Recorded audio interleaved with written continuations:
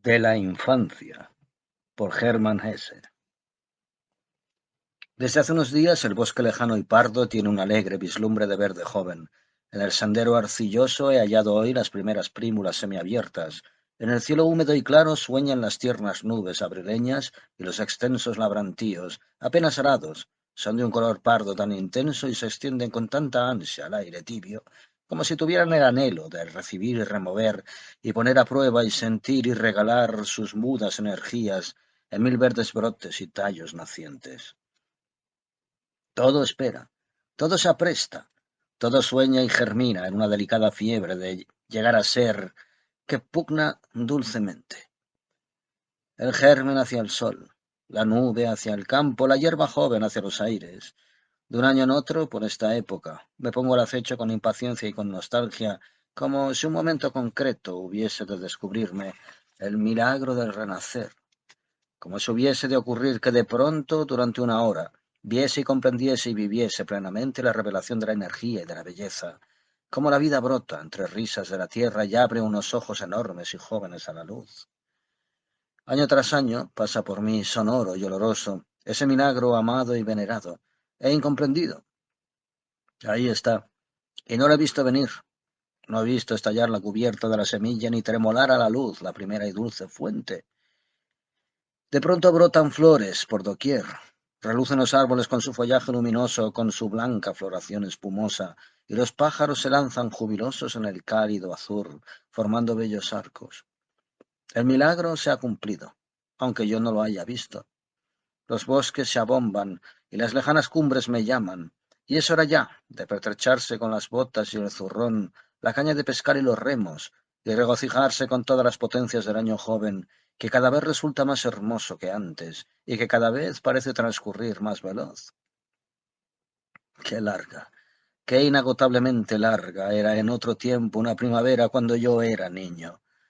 Y cuando la hora lo permite y mi corazón está contento, metiendo en la hierba húmeda o me encaramo al más próximo y robusto tronco de árbol, me dejo mecer por su ramaje, aspiro el aroma de las yemas y la fresca resina, veo extenderse sobre mí la confusión de ramas enlazadas, de verde y azul, y entro sonámbulo como un huésped silencioso en el jardín sagrado de mi infancia. Ocurre esto tan pocas veces y es tan delicioso dejarse arrastrar al mismo una vez más y respirar el claro aire matutino de la adolescencia y ver de nuevo el mundo, por unos instantes, tal como salió de las manos de Dios y tal como lo hemos visto todos en la infancia, cuando se desplegaba dentro de nosotros mismos el milagro de la energía y de la belleza. Los árboles se alzaban entonces tan gozosos y arrogantes en el cielo.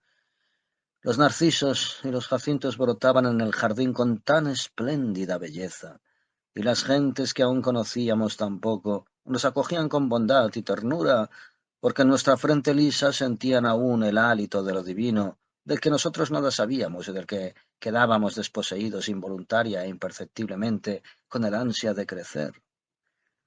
Qué salvaje e indómito era yo de chico. Cuántas preocupaciones le di a mi padre desde muy pequeño, y cuánta angustia y cuántos suspiros le ocasioné a mi madre. Y a pesar de todo, había también en mi frente la luz de Dios, y lo que yo veía era hermoso y lleno de vida. Y en mis ideas y en mis sueños, aunque no tuviesen un carácter devoto, iban y venían ángeles, milagros y leyendas. Con el aroma del campo recién arado y del verdor en ciernes de los bosques se relaciona un recuerdo de mi infancia que me visita cada primavera y que me obliga a revivir durante unas horas aquellos tiempos semiolvidados e incomprendidos. También ahora pienso en él y voy a intentar relatarlo, si es posible. En nuestro dormitorio, los postigos estaban siempre cerrados, y yo estaba acostado en la oscuridad, medio despierto. Oía junto a mí la respiración firme y regular de mi hermano pequeño, y volvía a sorprenderme que al cerrar los ojos, en lugar de la negra oscuridad, viese los más variados colores, círculos violeta y de un color rojo oscuro, que se ampliaban cada vez más y que se deshacían en la tiniebla para renovarse constantemente, brotando del centro, y rodeado cada uno de ellos por una tenue línea amarilla. También escuchaba atentamente el viento que bajaba de las montañas en soplos tibios y suaves, y agitaba blandamente los grandes álamos, y de vez en cuando hacía gemir el tejado con su peso. Otra vez lamentaba que los niños no pudiesen permanecer levantados de noche y salir o asomarse al menos a la ventana, y soñaba con una noche en que mi madre se olvidase de cerrar los postigos. He aquí que en plena noche me despertaba. Me levantaba con sigilo y me acercaba medroso a la ventana, y ante la ventana había una rara claridad. No estaba todo completamente oscuro y tenebroso como yo había imaginado. Todo tenía un aspecto apagado, confuso y triste. Grandes nubes cruzaban como un suspiro el ancho cielo, y las montañas, entreazuladas y negras, parecían seguir sus movimientos de marea, como si todas ellas tuvieran miedo y se esforzasen por escapar a un próximo infortunio. Los álamos dormían y tenían un aspecto opaco, como algo muerto o apagado. Sin embargo, en el patio se veían como siempre el banco y el pilón y el castaño joven, todo ello también un poco cansado y mortecino. No sabía si llevaba mucho o poco tiempo sentado junto a la ventana y contemplando el pálido mundo metamorfoseado, y entonces en las proximidades un animal se ponía a gemir de un modo angustiado y plañidero. Podía ser un perro, o quizá una oveja o un ternero que se hubiese despertado y tuviese miedo en la oscuridad. También el miedo se apoderaba de mí, y me refugiaba en el interior de mi habitación y en mi cama, y no sabía si echarme a llorar o no, y acababa siempre por dormirme antes. Todas aquellas cosas quedaban ahora una vez más en el exterior, enigmáticas y al acecho, tras los postigos cerrados.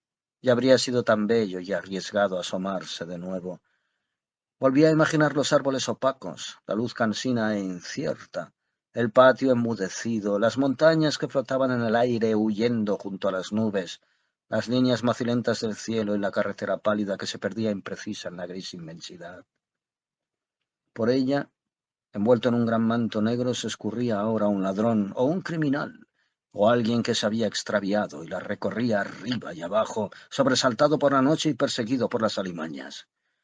Era tal vez un chiquillo de mi edad que andaba perdido o huido, o que había sido robado o no tenía padres, y que a pesar de ser valiente podía ser asesinado por el primer fantasma nocturno o alcanzado por el lobo. Quizá los bandidos lo llevaban con ellos al bosque, y él mismo se convertía en un bandolero. Le daban una espada o una pistola de 2 cañones, un gran sombrero y unas altas botas de montar. A partir de ahí bastaba un paso, un involuntario abandono para entrar en el reino de los sueños y ver con los propios ojos y tocarlo con las propias manos todo lo que había sido recuerdo, pensamiento e imaginación. Pero no me dormía, porque en aquellos momentos, a través del ojo de la cerradura de la puerta que daba al dormitorio de mis padres, se filtraba un tenue rayo de luz roja. Llenaba la oscuridad con un débil y tembloroso atisbo de luz y pintaba en la puerta del armario ropero. De pronto iluminaba tenuemente una mancha amarilla y quebrada. Sabía que mi padre se estaba acostando. Le oía andar con tiento en calcetines por la habitación y poco después oía también su voz profunda y apagada. Conversaba un poco con mi madre. ¿Duermen los niños?, le oía preguntar. Sí, desde hace rato, contestaba mi madre, y yo tenía vergüenza de estar todavía despierto.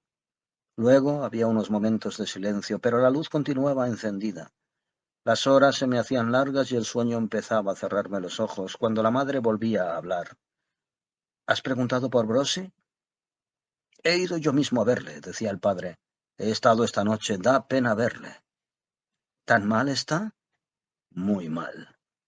Verás cómo no pasa de esta primavera. Tiene la muerte pintada en la cara.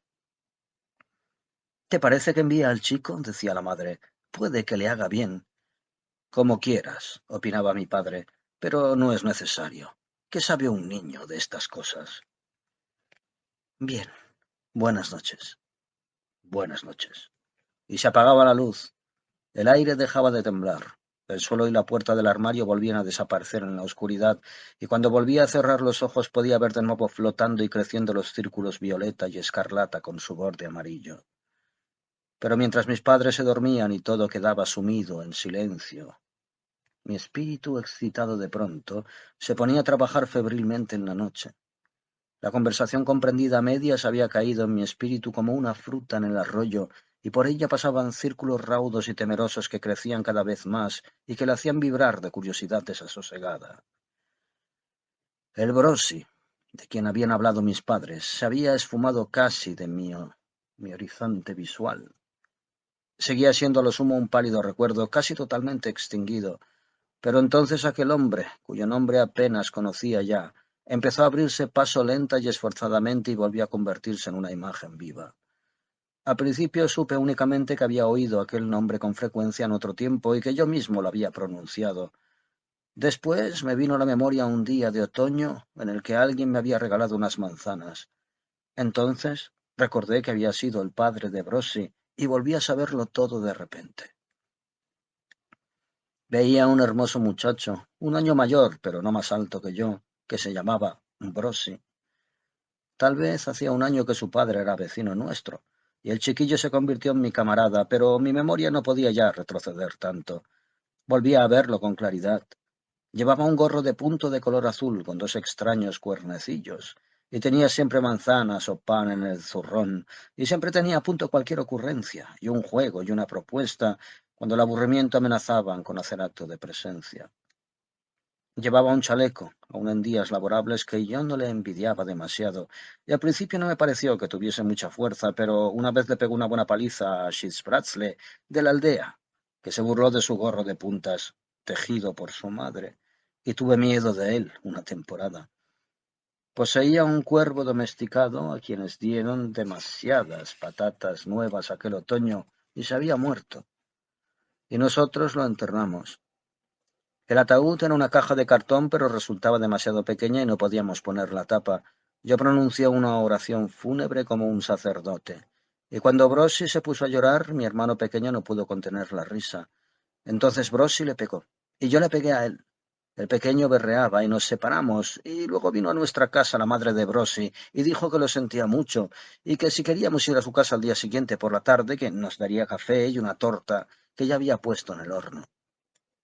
Y mientras tomábamos el café, el Brossi nos contó una historia que volvía a empezar una y otra vez cuando llegaba a la mitad, y aunque yo no pude soportar jamás las historias, no podía contener la risa cada vez que me acordaba de aquella.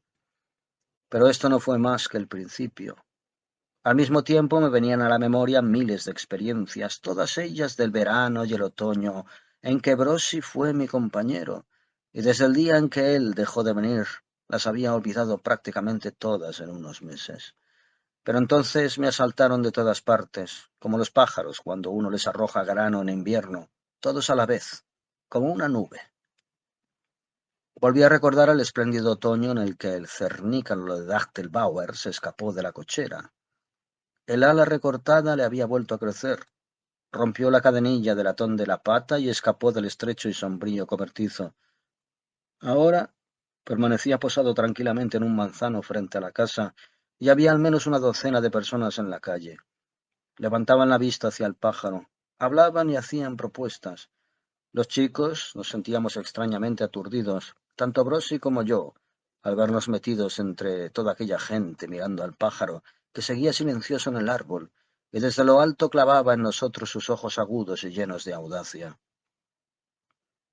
«Este no vuelve más», gritó uno, pero el lacayo Gottlob dijo: «Si pudiera volar, haría ya mucho rato que estaría al otro lado del valle y de las montañas». El cernícalo, sin soltar las garras de la rama, probó repetidas veces sus grandes alas. Nosotros estábamos tremendamente excitados, y yo no sabía qué prefería, que lo cazaran o que consiguiera escapar. Finalmente Gottlob trajo una escalera. Dachtelbauer se encaramó a ella y tendió la mano hacia su cernícalo. Entonces el ave soltó la rama y se puso a aletear con fuerza. A los chicos nos latía el corazón hasta el punto de que casi no podíamos ni respirar. Fascinados seguíamos con la vista el hermoso pájaro que agitaba sus alas, y llegó el extraordinario momento en que el cernícalo aleteó unas cuantas veces con energía, y al ver que aún era capaz de volar, ascendió a una altura cada vez mayor en grandes círculos, lento y majestuoso, hasta que se volvió tan pequeño como una alondra de los campos y desapareció sosegadamente en el cielo deslumbrante. Nosotros dos permanecimos allí mucho rato después de que la gente se hubo dispersado. Manteníamos las cabezas levantadas y oteábamos todo el cielo, y entonces Brossi dio un brinco de alegría. muy alto, y le gritó al pájaro: «Vuela, vuela, ahora que eres libre». También recordaba la cochera del vecino.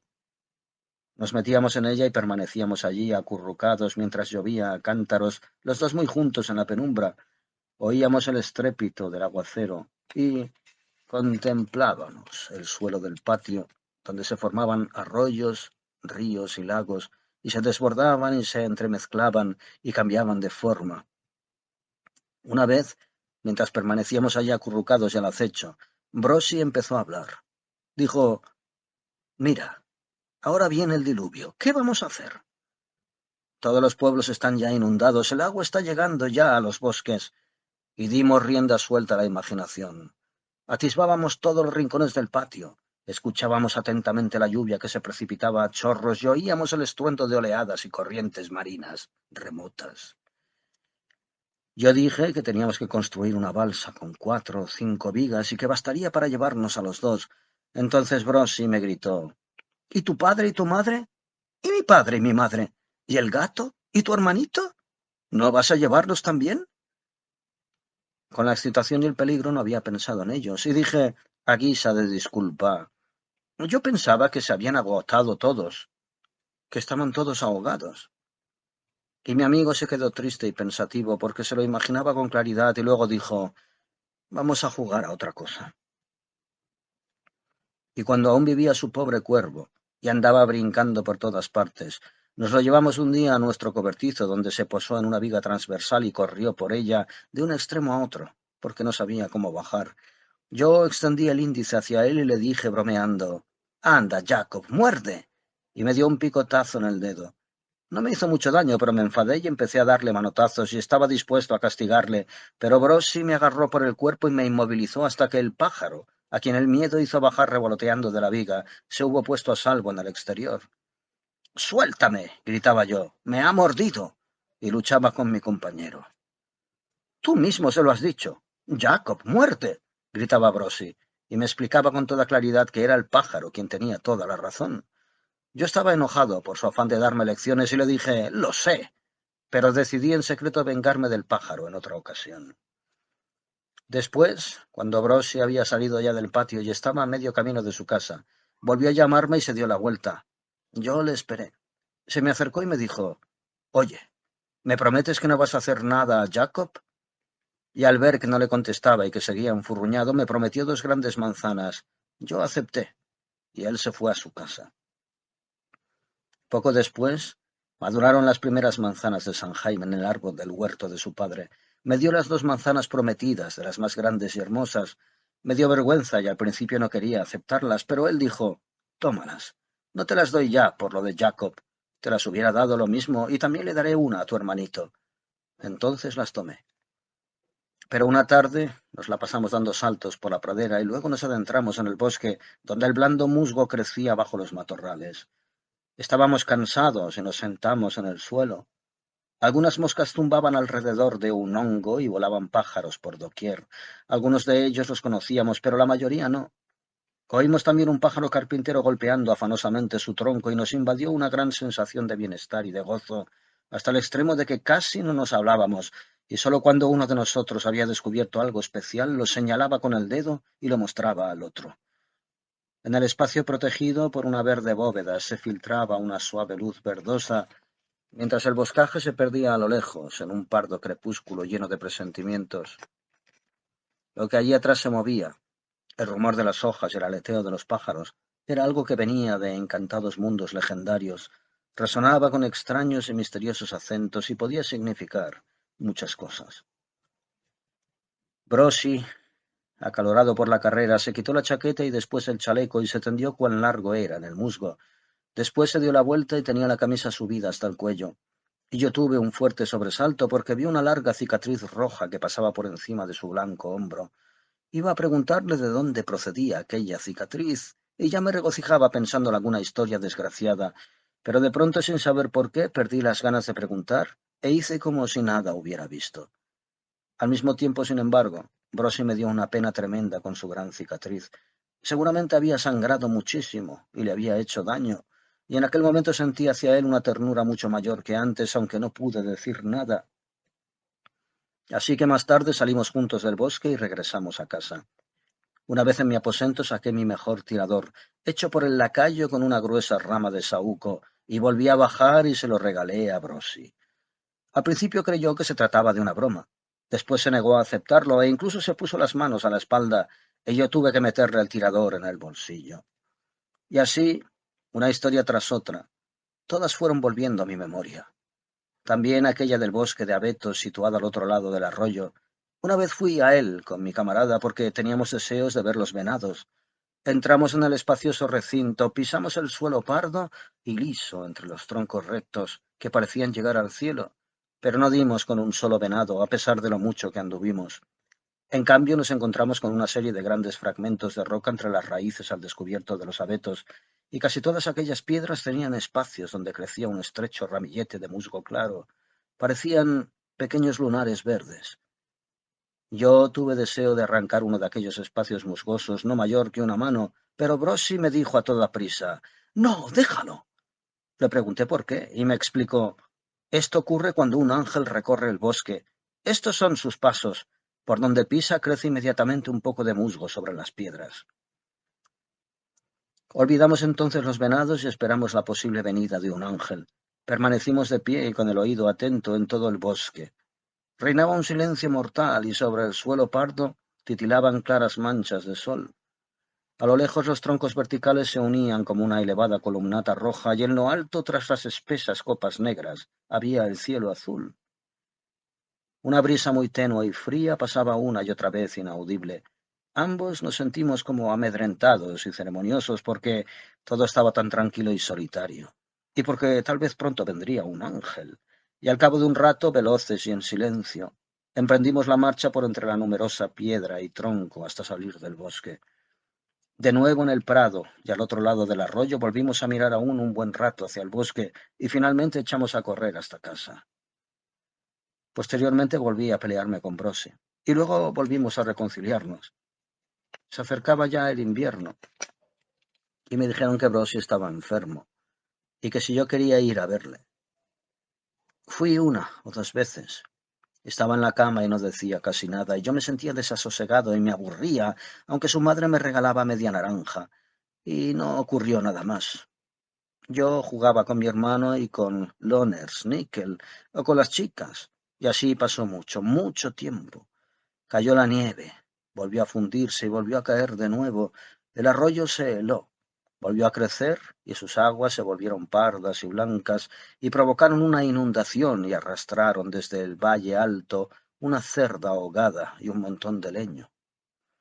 Nacieron polluelos y murieron 3. Mi hermanito se puso enfermo y volvió a sanar. En los graneros se trillaban y en los aposentos se hilaba, y ahora volvían a atar los campos, todos en la presencia de Brosi. Así se me fue haciendo cada vez más lejano hasta desaparecer de mi memoria.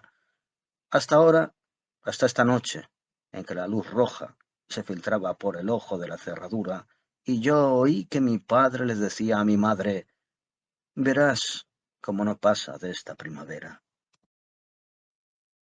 Me dormí entre el gran número de recuerdos y sentimientos que se confundían, y puede que con la fuerza de la vida, y al día siguiente hubiese desaparecido de nuevo el recuerdo, apenas desvelado, del desaparecido compañero de juegos, y tal vez no hubiese vuelto jamás con una fuerza y una intimidad semejantes, pero a la hora del desayuno mi madre me preguntó: «¿Sigues pensando alguna vez en Brosi, que siempre jugaba contigo?». Yo exclamé: «Sí», y ella prosiguió con su voz bondadosa: «¿Sabes? En primavera habríais ido juntos a la escuela, pero ahora está tan enfermo que seguramente ya no podrá ser. ¿No deseas ir a verle?». Lo dijo en un tono muy grave, y yo recordé lo que había oído decir a mi padre durante la noche y sentí un escalofrío de terror, pero al mismo tiempo una curiosidad medrosa. Según mi padre, Brosi llevaba la muerte pintada en la cara, y esto me parecía indescriptiblemente horrible y extraño. Volví a decir sí, y mi madre me advirtió: «Piensa que está muy enfermo. Ahora no puedes ya jugar con él y no debes armar alboroto». Así lo prometí. Y ya entonces empecé a mostrarme muy silencioso y comedido, y aquella misma mañana fui a ver a mi amigo. Frente a la casa, silenciosa y algo solemne tras sus dos castaños sin hojas a la fría luz matinal, me detuve y esperé unos instantes. Intenté oír algún ruido procedente del recibidor y casi me vinieron deseos de regresar a casa. Cobré ánimos. Subí con rapidez los 3 rojos escalones de piedra y tras cruzar la puerta exterior, semiabierta, miré a mi alrededor mientras caminaba y llamé a la puerta siguiente. La madre de Brossi era una mujercilla viva y agradable que salió. Me tomó en brazos y me dio un beso. Luego me preguntó, ¿querías ver a Brossi? No tardamos mucho en llegar al piso superior y en encontrarnos frente a la blanca puerta de un dormitorio. Ella me llevaba de la mano. Yo miraba aquella mano, que debía conducirme a aquellas cosas tremendas y oscuramente presentidas, como si fuera la mano de un ángel o un mago. Mi corazón latía angustiado e impetuoso, como advirtiéndome, y yo me resistía con todas mis fuerzas, y quería volver atrás, hasta el punto de que la mujer tuvo que arrastrarme casi al interior del dormitorio. Era una bonita estancia, amplia, clara y cómoda. Confuso y espantado permanecía junto a la puerta mirando la cama iluminada, hasta que la mujer me condujo hasta ella. Entonces Brossi se dio la vuelta y nos miró. Y yo observé con atención su cara, delgada y angulosa, pero no pude ver en ella la muerte, sino únicamente una luz delicada y algo no habitual en los ojos, algo de una gravedad y una paciencia bondadosas. Al verlo mi corazón se sintió como cuando esperábamos y acechábamos en el silencioso bosque de abetos, hasta el punto de que retuve el aliento, lleno de medrosa curiosidad, y percibí pasos de ángeles a mi lado. Brossi hizo una señal de asentimiento y me tendió la mano que estaba caliente, seca y enflaquecida. Su madre le acarició. Me hizo una seña y volvió a salir de la estancia. Así pues, me vi solo ante la cama alta y pequeña de mi amigo y le miré, y permanecimos un buen rato sin decir palabra. Vaya, eres tú, dijo por fin Brossi. Y yo, sí. ¿Y tú sigues bien? ¿Y él te ha enviado tu madre? Asentí. Estaba cansado y volvió a dejar caer la cabeza sobre la almohada. Yo no sabía qué decir. Mordía la guarnición de mi gorro y no dejaba de mirarle, y él a mí, hasta que sonrió y cerró los ojos como bromeando. Entonces se corrió un poco hacia el borde de la cama y mientras lo hacía vi de pronto entre los botones de su camisón algo rojo. Era la gran cicatriz de su hombro, y al verla no pude contener el llanto. «Bueno, ¿qué te pasa?», preguntó. No pude contestarle. Seguía llorando y me limpiaba las mejillas con el gorro de paño tosco hasta hacerme daño. «Anda, dime, ¿por qué lloras?» «Solo porque estás tan enfermo», dije. Pero no era esa la verdadera causa. Era tan solo una oleada de ternura violenta y compasiva como jamás la había sentido, que brotaba de pronto dentro de mí y que no podía abrirse paso hacia el exterior de otra forma. «No es tan grave», dijo Brossi. «¿Te pondrás pronto bueno?» «Sí, es posible». «¿Cuándo?» «No lo sé. Dura mucho». Después de un rato me di cuenta de pronto de que se había dormido. Esperé unos instantes y luego volví a salir. Bajé la escalera y regresé a mi casa, donde me sentí satisfecho de que mi madre no me preguntara nada. Sin duda había visto que venía cambiado y que acababa de vivir algo importante. Se limitó a acariciarme el pelo y movió la cabeza sin decir nada. A pesar de todo, pudo ocurrir muy bien que aquel día cometiese aún toda clase de travesuras, que me pelease con mi hermanito, o que molestase a la criada en la cocina, o que andase vagabundeando por los campos mojados, o que volviese a casa muy sucio. Algo así debió de ocurrir, porque sé aún perfectamente que mi madre me miró aquella misma noche con gravedad y dulzura, como si quisiera recordarme sin palabras lo ocurrido por la mañana. Yo la entendí muy bien, y sentí arrepentimiento, y cuando ella se dio cuenta hizo algo extraño. De un pilar que había junto a la ventana me dio un pequeño tiesto lleno de tierra. Había en él un pequeño bulbo negruzco, del que habían brotado ya unas hojitas puntiagudas, jugosas, de un color verde claro. Era un jacinto. Me lo dio y me dijo: «Mira, ahora te doy esto. Más adelante se convertirá en una flor grande y roja. Te lo pongo allí, y tú debes cuidar de él. No hay que tocarlo ni llevarlo de un lado a otro, y cada día hay que regarlo 2 veces. Si lo olvidas, yo te lo recordaré. Y si llega a crecer una bonita flor, podrás tomarla y llevársela a Brosi para que esté contento. ¿Serás capaz de pensar en ello? Me acostó y yo pensé con orgullo en la flor, cuyo cuidado me parecía una misión honrosa e importante, pero ya a la mañana siguiente me olvidé de regarla, y mi madre me lo recordó. ¿Qué pasa con la flor de Brosi? Preguntó, y tuvo que repetírmelo más de una vez durante aquellos días. Con todo, nada me daba entonces tanto trabajo ni tanto placer como mi planta. En el aposento y en el huerto había otras mayores y más bonitas, y mi padre y mi madre me las habían mostrado a menudo, pero era la primera vez que yo estaba entregado con todas mis fuerzas a observar aquel pequeño crecimiento, a desearlo, a tener cuidado del mismo. Durante unos días la florecilla no tenía muy buen aspecto. Parecía que algo la perjudicaba y que no encontraba las fuerzas necesarias para su crecimiento. Al principio aquello me contristó y luego me impacientó. Y entonces me dijo mi madre, «Lo ves, la planta se encuentra ahora como Brosi, que está tan enfermo. Debes volver a mostrarte tan amable y solícito como siempre». Este símil me resultó comprensible y me condujo pronto a una idea completamente nueva que me dominó de un modo total. Sentía una secreta conexión entre la pequeña planta que se afanaba por crecer y mi amigo Brosi enfermo, que llega incluso a la firme creencia de que si el Jacinto salía adelante, también mi camarada se pondría bueno. Pero si ella no prosperaba, él moriría.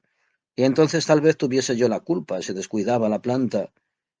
Cuando estos pensamientos se hubieron apoderado completamente de mí, cuidé la planta con miedo y con celo como un tesoro que encerrase unos poderes mágicos, solo conocidos por mí y confiados a mí. 3 o 4 días después de mi primera visita, la planta seguía teniendo un aspecto bastante raquítico. Volví a la casa vecina. Brosi tenía que permanecer completamente inmóvil en la cama, y como yo no tenía nada que decir, permanecía de pie junto al lecho y miraba el rostro del enfermo, vuelto hacia arriba, un rostro que emergía tierno y cálido de las blancas sábanas. De vez en cuando abría los ojos y volvía a cerrarlos. No hacía ningún otro movimiento, y un observador más atento y de más edad que yo habría tenido probablemente algún atisbo de que el alma del pequeño Brosi estaba ya inquieta y deseosa de emprender el regreso. En el preciso instante en que iba a apoderarse de mí el temor al silencio de la pequeña estancia, entró la vecina y se me llevó con amabilidad y andando a pasos quedos.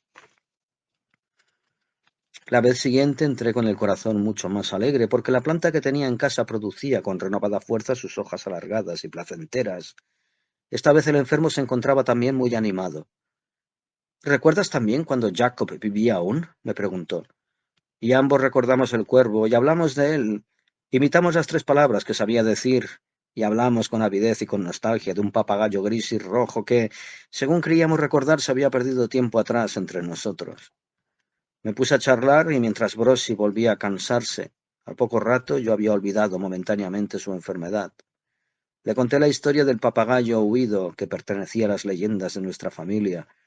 El principal golpe de efecto de la misma era que un viejo mozo vio la hermosa ave posada en el tejado del cobertizo.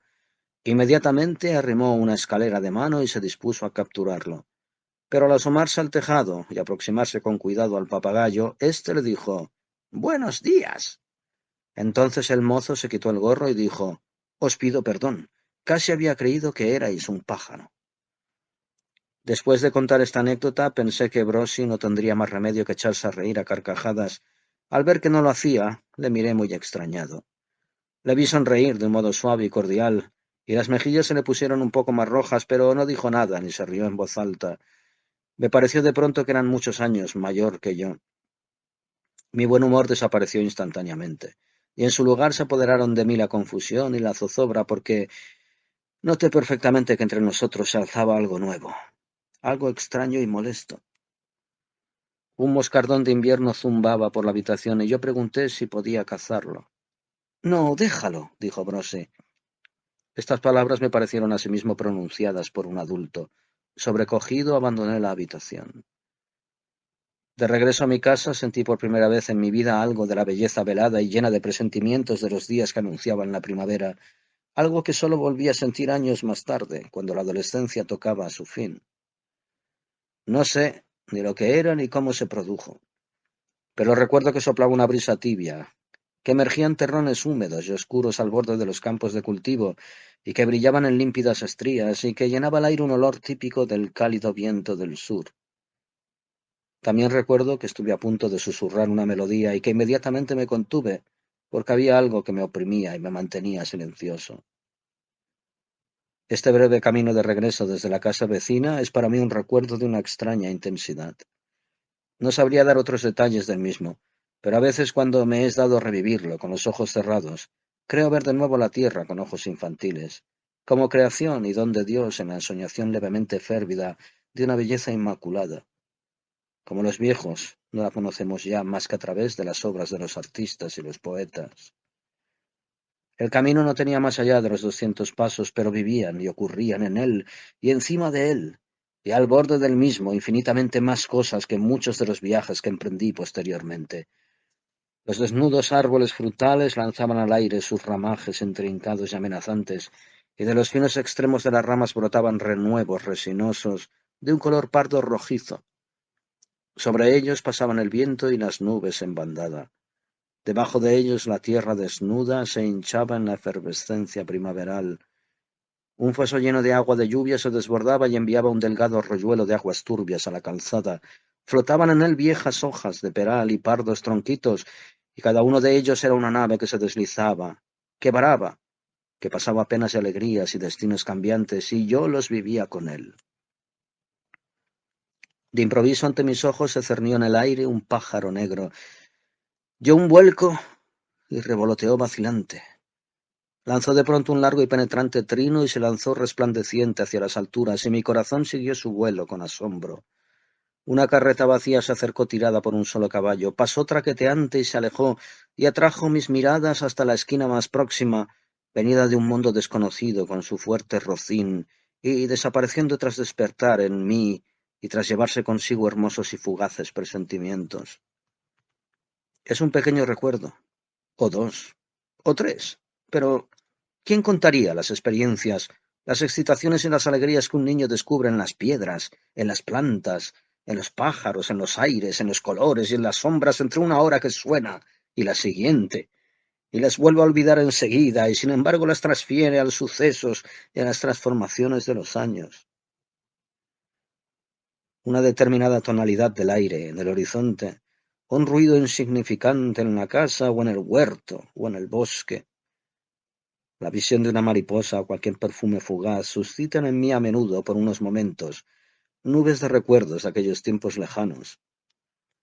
No son recuerdos claros, ni individualmente diferenciables, pero todos ellos llevan el mismo aroma delicioso de entonces, porque entre mí y cada piedra, cada pájaro y cada arroyo, existía una vida y una compenetración íntima, cuyos residuos me esfuerzo celosamente por conservar. Entretanto, mi planta se enderezaba. Brotaban de ella hojas cada vez más altas y se fortalecía a ojos vistas. Con ella creció mi gozo y mi fe en la curación de mi amigo, y llegó también el día en que entre las hojas afiladas empezó a crecer y a enderezarse un capullo redondo de color rojizo, y el día en que el capullo se abrió y dejó ver un manojo encrespado y misterioso de hermosos pétalos rojos con los bordes blanquecinos. Sin embargo, he olvidado completamente el día en que, con orgullo y con una alegre cautela, llevé el tiesto a la casa vecina y se lo di a Brosi. Llegó de pronto un claro día de sol. De la oscura tierra de cultivo brotaron las primeras y delicadas puntas verdes. Las nubes tenían los bordes dorados y en las calles, patios y esplanadas mojadas se reflejaba un cielo benigno y puro. La camita de Brosi fue colocada cerca de la ventana, en cuya cornisa lucía al sol el rojo jacinto. Habían incorporado al enfermo, que se apoyaba en cojines. Hablaba conmigo algo más que de costumbre. La luz cálida le bañaba la rubia cabeza rapada con alegría y esplendor, y adquiría un tono rojo tras sus orejas. Yo estaba de buen talante, y veía que ya estaba a punto de restablecerse del todo. Su madre permanecía sentada cerca de nosotros, y cuando le parecía que había pasado ya bastante tiempo, me obsequió con una amarilla pera de invierno y me mandó a casa. Ya en la escalera empecé a mordisquear la pera. Era tierna y dulce como la miel, y el jugo me goteó por la barbilla y me mojó la mano. Tiré el corazón del fruto mientras iba de camino, haciéndole describir un gran arco sobre el campo. Unos días más tarde llovió a cántaros. Tuve que quedarme en casa y podía abandonarme al placer de hojear la Biblia ilustrada siempre que llevase las manos bien limpias. Tenía muchas ilustraciones preferidas, pero las que más me gustaban eran El león del paraíso, Los camellos de Eleazar y Moisés niño en su cuna de juncos. Pero al segundo día de llover sin interrupción me puse de mal humor. Me pasé media mañana con la vista fija en el patio encharcado y en el castaño. Luego vinieron uno tras otro todos mis juegos, y al acabar con ellos, ya cerca del anochecer, me peleé aún con mi hermano. La canción de siempre. Nos azuzamos el uno al otro hasta que el pequeño me insultó. Entonces yo le pegué y él huyó berreando por el aposento, la cocina, la escalera y las habitaciones, hasta donde estaba mi madre, en cuyo regazo se refugió. Ella me hizo salir con un suspiro. Hasta que llegó nuestro padre, hizo que se lo contasen todo, me reprendió y me hizo acostar con las advertencias pertinentes.